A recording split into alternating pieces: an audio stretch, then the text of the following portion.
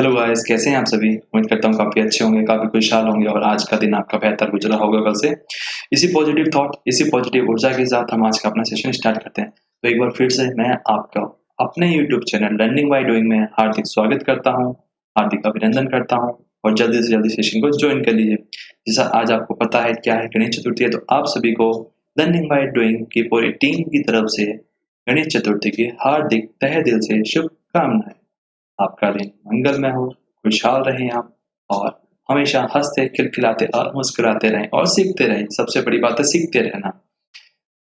आपको पता है रात के 9:15 बज चुके हैं और सर लाइव आ चुके हैं, तो सभी को बता दीजिए कि सर का सेशन अब लाइव आ गया है और सर भी लाइव आ चुके हैं। तो चलिए स्टार्ट करते हैं अपने आज के इस सेशन को और कुछ सीखना स्टार्ट करते हैं।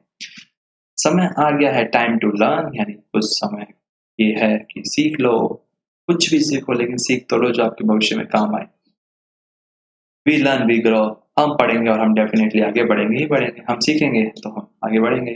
अभी तक आप लोगों ने हमें फॉलो नहीं किया तो ट्विटर पे आप हमें फॉलो कर लीजिए। चैनल को सब्सक्राइब नहीं किया, चैनल को सब्सक्राइब कीजिए, बेल आइकन भी आप प्रेस कीजिए। टेलीग्राम ग्रुप भी आप सभी ज्वाइन कर लीजिए और अगर आपके पास कोई सजेशन है, कोई फीडबैक है जो आप हमारे साथ शेयर करना चाहते हैं, तो आप हमें जीमेल के माध्यम से हमें सेंड कर सकते हैं। आपकी खुशियाँ गणेश जी की सूंड की तरह लंबी हो। आपकी ज़िंदगी उनके पेट की तरह मोटी हो और जीवन का हर पल लड्डू की तरह मीठा हो। आपको गणेश चतुर्थी की हार्दिक शुभकामनाएं। आत्मविश्वास सफलता का प्रमुख रहस्य है। The confidence is a major secret of success. हमेशा जो आपका विश्वास है, भरोसा है खुद के ऊपर, उसे हमेशा कायम रखो। जब भी आप किसी काम को स्टार्ट करते हो, जब आपका जो कॉन्फिडेंस होता है अगर वो आपके अंदर होता है उस टाइम उस काम को करने के लिए, तो आप डेफिनेटली उसमें सक्सेस हासिल करते हो। आज नहीं तो कल ऐसा हो सकता है, लेकिन ऐसा नहीं होगा आज नहीं तो कभी नहीं। तो चलिए वो कैप को स्टार्ट कर लेते हैं। लैप मतलब है किनारा करना किसी चीज का। The flat area between the waist and knees of a seated person. अगर इसको साधारण सी भाषा में बात की जाए, जब हम बैठते हैं जैसे चेयर के ऊपर या फिर कहीं भी, तो जो हमारे पैर का जो आगे का जो हिस्सा होता है जहाँ पे हम किसी बच्चे को जब हम गोद में लेके बिठाते हैं, तो वो वाला एरिया को लैप कहते हैं, जहाँ पे हम अपना लैपी भी काम करते हैं। इंड्यूस मतलब उबड़ा हुआ। ब्रिंग अबाउट और गिव राइज टू, यानी जो पहले तक पता नहीं था लेकिन अब वो सामने आ गया, अब यानी उभर के आ चुका है वो बाहर। नॉमिनी मतलब नामांकित व्यक्ति, a person who is nominated as candidate for election or for an honour or award. यानी एक व्यक्ति को जो घोषित किया गया है कि अब इसको क्या मिलेगा, या तो इलेक्शन की सीट मिलने वाली है इसको, और या फिर कोई अवार्ड या फिर कोई मान सम्मान उसे मिलने वाला है। ग्लिटसी मतलब जादुई, attractive in A showy and often superficial, एकदम जादुई प्रकार का है बंदा। एक्स्ट्रा वेगेंजा कल्पनात्मक नाटक, यानी जो वास्तविकता में नहीं है लेकिन हम उसे वैसा दिखा रहे हैं, यानी काल्पनिक नाटक कर रहे हैं। And elaborate and spectacular entertainment और प्रोटेक्शन, केवल और केवल वो मनोरंजन के पर्पज से। होस्ट मतलब बाहर निकालना किसी को, आउट, ड्राइव आउट और expel someone from A position और प्लेस, खास तौर पे किसी सत्ता से या उसके किसी पद से जब बाहर निकालने को। इनकम्बेंट मतलब पदधारी, the holder of an office और पोस्ट, यानी जो आज इस सीट के ऊपर जो बैठा है, जो पद अधिकारी है, यानी जिसने कोई खास जो सीट वगैरह होती है, जो पोजीशन होती है वो हासिल कर रखी है, तो उसे हम कहते हैं इनकम्बेंट। एरे मतलब व्यू रचना, डिस्प्ले और arrange things in a particular way, यानी सिस्टमैटिकली एक चीजों को अरेंज करके चलना। रेमिडियल मतलब उपचारी, गिविंग और इंटेंटेड एज ए रेमेडी और क्योर, यानी एक उपचार के तौर पे, ऐसा इलाज के तौर पे। डिस्ट्रक्शन मतलब विनाश करना, किसी को तबाह करना। The action or process of causing so much damage to something that it no longer exist or can't be repaired, यानी एक ऐसा विनाश जिसको हम फिर से कभी सुधार ना सके, जिसका कोई रिपेयरिंग ना हो सके, यानी जिसको ठीक ना किया जा सके, तो उसे डिस्ट्रक्शन कहते हैं। कंट्रोवर्शियल यानी विवादास्पद, giving rise or likely to give rise to controversy or public disagreement, जिस बात के ऊपर या तो वाद विवाद है और या फिर पब्लिक डिसएग्रीमेंट है, यानी वहां पे सहमति नहीं है, एक आम सहमति का ना होना वहां पे, तो कंट्रोवर्शियल मुद्दा यानी वहां पे वाद विवाद है। सेटबैक यानी पीछे हटाना, ए रिवर्सल और चेक इन प्रोग्रेस, यानी जब हम गाड़ी में रिवर्स गियर देते हैं तो हम पीछे की ओर जाते हैं। उसी प्रकार से यहाँ पे भी अब पीछे हटाना और हटना, यानी किसी को पीछे जहाँ पे तक वो आगे आ चुका है उसको पीछे करना। रिपरक्वेशन यानी प्रतिक्रिया देना, an unintended consequence of an event और action, specially an unwelcome one, खास तौर पे एक ऐसी प्रतिक्रिया जिसका हम स्वागत नहीं करते हैं, यानी जो हमें चाहत नहीं होती है कि कुछ ऐसा होने वाला है, तो उसके समक्ष हम अपने जो आचरण, व्यवहार सामने जो प्रकट करते हैं, यानी जो हमारी जो प्रतिक्रिया होती है उसके रिस्पॉन्स में। एनमेश मतलब उलझा लेना, involve someone in a difficult situation from which it is hard to escape, यानी किसी को अपनी बातों में इस प्रकार से उलझा लिया जाता है कई बार कि उससे हमें बाहर निकलना एक प्रकार से असंभव हो जाता है और मुश्किल काफी होता है। अब आप समझ पा रहे हैं कौन सी बातें ऐसी होती है। हेफ्ट मतलब होता है भार, लिफ्ट और कैरी समथिंग हैवी, यानी कोई एक ऐसी चीज जिसमें काफी वेट है। जरूरी नहीं है कि वो उठाने वाला वेट हो सकता है उस पद में बहुत भार हो, या फिर उसका जो काम है उसमें काफी ज्यादा हैवी विल पावर। एलोक्वेंट यानी सुवक्ता, एक अच्छा बोलने की जो कला और प्रवृत्ति जो होती है, जो भाषण देने की एक कला, एक वाणी, एक संयम और एक मतलब मधुरता जिसके द्वारा आप लोगों को मोह लेते हो। फ्लुएंट और परसुएसिव इन स्पीकिंग और राइटिंग, यानी आपकी जो बोलने की और लिखने की जो कला है, वाह क्या कला है, लोग उससे मोहित हो जाते हैं। कन्वेंशन मतलब सम्मेलन, ए लार्ज मीटिंग और conference, specially of members of A political party, खास तौर पे राजनीतिक दलों की जो पार्टियां होती है और एक पर्टिकुलर प्रोफेशन और ग्रुप या फिर किसी पर्टिकुलर पेशेवर लोगों के जो ग्रुप होता है उसके बीच में जो एक मीटिंग कंडक्ट की जाती है उसे कहते हैं कन्वेंशन। ओह मतलब प्रेम दिखाना, सीखती फेवर, फेवरेट, सपोर्ट और कस्टम होगा।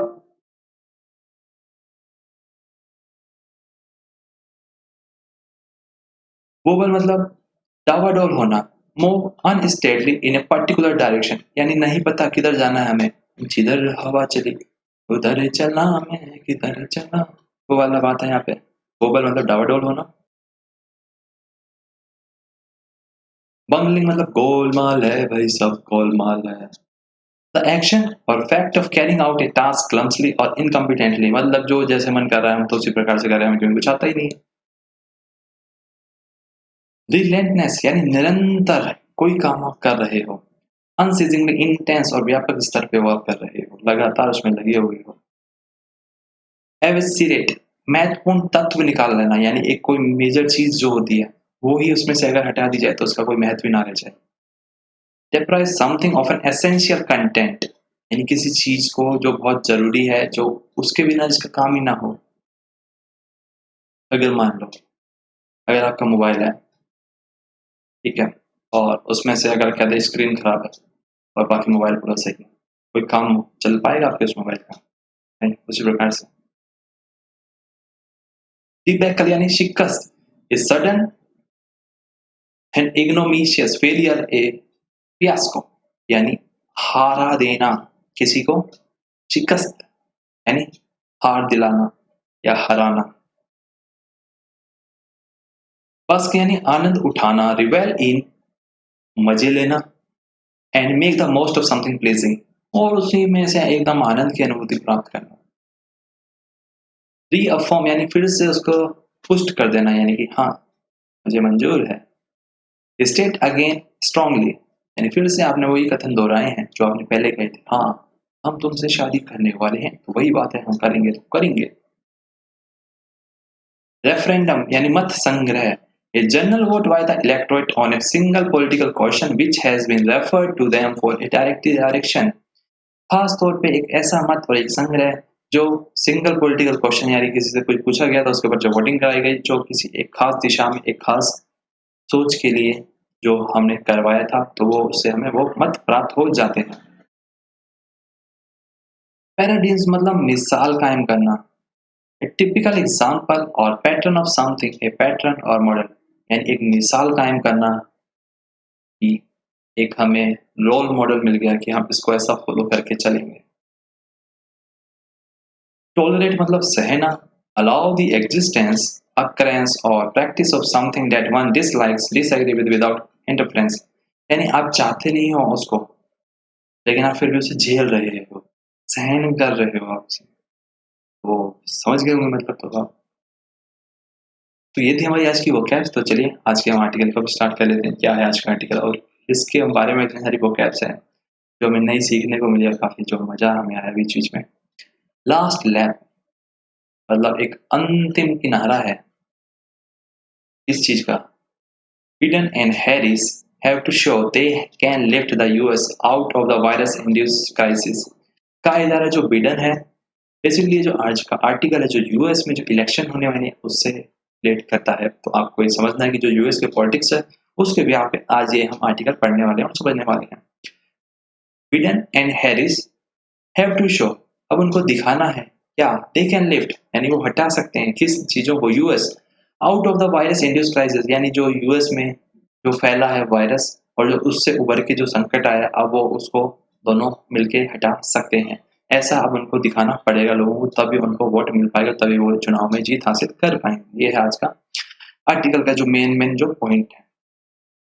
फॉर्मर यानी पूर्व यूएस वाइस प्रेसिडेंट यानी उपराष्ट्रपति जो जो बिडेन है has became the democratic party official nominee, यानी जो डेमोक्रेटिक पार्टी जो यूएस की है उसने उन्हें बनाया है official nominee for the 2020 presidential elections after Gleisi fought a extravaganza at a Democratic National Convention। जो राष्ट्रपति के जो चुनाव होने वाले हैं उनके लिए उसे बनाया है ऑफिशियल नॉमिनी अपना उम्मीदवार। कब, जब उन्होंने जादुई 4 दिन का जो भाषण जो दिया था कहाँ पे, डेमोक्रेटिक नेशनल कन्वेंशन यानी जो वहां पे मीटिंग करवाई गई थी उसमें। अलोंगसाइड हिज, और उनके साथ कौन है, हिज रनिंग मेट, जो उनके साथ साथ चलेंगे कौन, Kamala Harris. He will seek to oust incumbent Donald Trump from White House, और वो उनको ऐसा लगता है और वो ऐसा सोचती हैं और ऐसा समझती हैं कि वो बाहर कर देंगे किसको, जो भी आज सीट पे बैठे हैं डोनाल्ड ट्रंप, उसको कहाँ से, व्हाइट हाउस से बाहर go back. If he does so, अगर वो ऐसा कर सकते हैं तो an array of remedial policy actions will be required from an early stage to lift the US up from the economic destruction। कहा जा रहा है अगर वो ऐसा करने में समर्थ होते हैं यानी वो दोनों मिलकर ऐसा कर पाते हैं कि किसको, डोनाल्ड ट्रंप को हरा पाते हैं और उनको व्हाइट हाउस से बाहर का रास्ता दिखा पाते हैं, तो एक उनको उपचार की जो पॉलिसी है वो उसकी जरूरत पड़ेगी, वो भी एक सिस्टमेटिक फॉर्म में और बहुत जल्दी की स्टेज से, जिससे क्या है जो यूएस में जो इकोनॉमिक क्राइसिस आए हैं, जो संकट आए हैं यानी अर्थव्यवस्था जो बिगड़ चुकी है उसको फिर से पटरी पर लाने के लिए। किस कारण से बिगड़ी है, बाय द ऑनगोइंग कोविड-19, यानी जो कोविड-19 की जो महामारी है इसके कारण जो पूरा स्ट्रक्चर बिगड़ चुका है इकोनॉमी का, अर्थव्यवस्था का, उसको फिर से स्टेज पे लाने के लिए उनको जरूरत पड़ेगी इसकी एक रेमेडियल पॉलिसी। Besides, इसके बावजूद he will need to urgently attend to a series of controversy। बावजूद इसके अब उनको आगे फेस करनी पड़ेगी क्या, बहुत जरूरी एक सीरीज यानी एक लंबी चौड़ी जो सीरीज है, श्रृंखला है किसकी, कंट्रोवर्सीज की, जो उनके साथ विवाद है एंड सेटबैक्स, और हो सकता है उनको थोड़ा पीछे भी हटना पड़े, सम विद इंटरनेशनल रिपरकेशन, और जो बहुत सारे जो इंटरनेशनल्स यानी कि जो खास तौर पे प्रतिक्रियाएं हैं वैश्विक स्तर पे जो उन्होंने दी है उनसे संदर्भ करती है, जो दैट ट्रम्प एडमिनिस्ट्रेशन यानी जो ट्रम्प का प्रशासन है हैज बिकम एन मिस इन, जो ट्रम्प का प्रशासन है उसमें जो उलझा दिया गया है और उलझ गया है। डस, क्या mister Biden possess the political heft, क्या मिस्टर जो बिडेन है वो राजनीति के इस भार को उठा पाएंगे, personal charisma and party mandate to do so, क्या ऐसा वो कर पाएंगे कि जो लोगों की उम्मीद है, जो पार्टी की उनसे उम्मीद है, क्या वो मत हासिल कर पाएंगे, ये तो देखने वाली बात होगी। The party answer with a resounding yes to all the 3 question at the convention, जो उनकी पार्टी है वो कहती है हाँ, इन जो भी 3 आपके क्वेश्चंस हैं उन सभी के जवाब मिले हैं, हाँ वो ऐसा करने में समर्थ हैं। कब कहा उन्होंने ऐसे, जब उनकी मीटिंग हुई थी उसमें कहा उन्होंने। विच फीचर, जिससे हमें क्या लगता है, eloquent speeches by former president Barack Obama, और जो एकदम उन्होंने अच्छी वाली जो स्पीच दी, किसने, eloquent speeches मतलब जो एकदम सुवक्त एकदम सिस्टमैटिक और एकदम अच्छी जो स्पीच दी गई है यानी जो भाषण दिए गए हैं किसके द्वारा, जो पूर्व के राष्ट्रपति Barack Obama and Bill Clinton and the first ladies Michael Obama and Michelle Obama and Hillary Clinton as well as party heavyweight including, जिसमें शामिल कौन है, हैवीवेट जो लीडर्स हैं जैसे Bernie Sanders, Nancy Pelosi and Elizabeth Warren, इन सब ने जो स्पीच दी बहुत भारी भरकम। While a few और जबकि कुछ जो यंगेस्ट डेमोक्रेटिक लीडर्स हैं वर फीचर्स टू, और उन्होंने भी ऐसा बताया द कन्वेंशन लेफ्ट, और जो मीटिंग है जो समाप्त हुई लिटिल डाउट, उससे क्या कुछ जो हमारे शक संदेह और डाउट यानी हमारे मन में कुछ क्वेश्चन उभर के आए that the old guard was still running the show, कि जो पुराना गार्ड है वो अभी तक इस शो को चलाएगा। Even if it was seeking to woo the next generation of voters within the framework of an altered political reality, अगर देखा जाए अब जरूरत है और वो देख रहे हैं और एक पॉजिटिव थॉट के साथ कि उन्हें फेवर मिलेगा जो नेक्स्ट जनरेशन के जो वोटर्स हैं जो within the frame of an altered political reality से जो अभी तक थोड़े से कम मतलब इंटरफेस कर पाए हैं। At the heart of the reality, अगर जो दिल की गहराई से अगर असलियत बयां की जाए तो स्टैंड करते हैं mister Trump wobbling as he score lower than mister Biden in the opinion poll, की जो मिस्टर ट्रम्प है उनको हासिल किए उन्होंने क्या जो स्कोर था उनका एकदम डावाडोल और बहुत कम किससे मिडल मिस्टर बिडेन से उन्होंने, यानी जो उनको स्कोर मिला यानी जो उनको मार्क्स मिले ट्रम्प को कम मिले हैं और मिस्टर बिडेन को ज्यादा मिले हैं जो ओपिनियन पोल हुए थे। Mostly for his bungling responses to the pandemic, और खास तौर पे किस लिए अधिकतर जो है बंगलिंग रिस्पॉन्स मतलब जो गोलमाल का जो एक रवैया रहा उनके जो रिस्पॉन्स रहा इस महामारी से लड़ने में यूएस को, येट रिलेंटलेसली थ्रोइंग पंचेस, और ये लगातार उनके ऊपर थ्रो पंच टिशू टिशू पड़ रहे हैं ऑन मेल इन वोटिंग, और वोटिंग के रूप में उन्हें मिलेंगे ये appealing to the silent majority that, और ऐसी अपील की जा रही है to the silent majority that mister Biden, अगर मिस्टर बिडेन इफ इलेक्टेड अगर वो चुने जाते हैं would hike taxes on Americans by $4 trillion तक का वो टैक्सेस बढ़ा देंगे अमेरिका के लोगों के ऊपर।